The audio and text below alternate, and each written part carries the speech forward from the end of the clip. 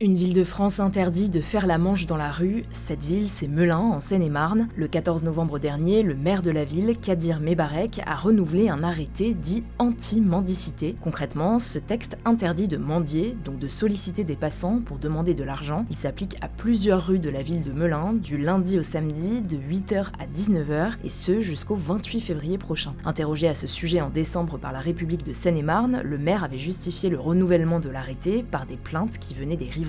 Il avait mis en avant, je cite, plus de 70 interventions et signalements de la police municipale recensés dans les secteurs concernés entre juin et décembre 2025. Ces signalements concernaient notamment des difficultés de circulation et des comportements insistants, voire agressifs de la part de personnes qui faisaient la manche. Cette justification n'a pas suffi à la Ligue des droits de l'homme qui voit ce texte comme, je cite, une atteinte à la liberté de demander la charité pour survivre. L'association a saisi le tribunal administratif de Melun pour faire annuler l'arrêté. Sauf que le 6 janvier, le tribunal a rejeté ce recours et jugé l'arrêté légal, expliquant que la ville de Melun avait démontré la réalité des troubles à l'ordre public générés par l'activité de mendicité. Mais alors, que dit la loi exactement ? Eh bien en France, la mendicité n'est plus un délit depuis 1994, sauf quand elle est exercée en réunion et de manière agressive. Les arrêtés anti-mendicité ne sont pas illégaux non plus, leur légalité dépend des circonstances locales. Plusieurs maires qui ont pris des arrêtés similaires ont la même justification, à savoir lutter contre les incivilités. En tout cas, les élus de l'opposition au conseil municipal de Melun ont lancé une pétition contre l'arrêté sur le site change.org qui a recueilli près de 200 signatures. À noter également que le député LFI de Seine-et-Marne Arnaud Saint-Martin compte déposer une proposition de loi dans les prochaines semaines pour lutter contre ce type d'arrêté.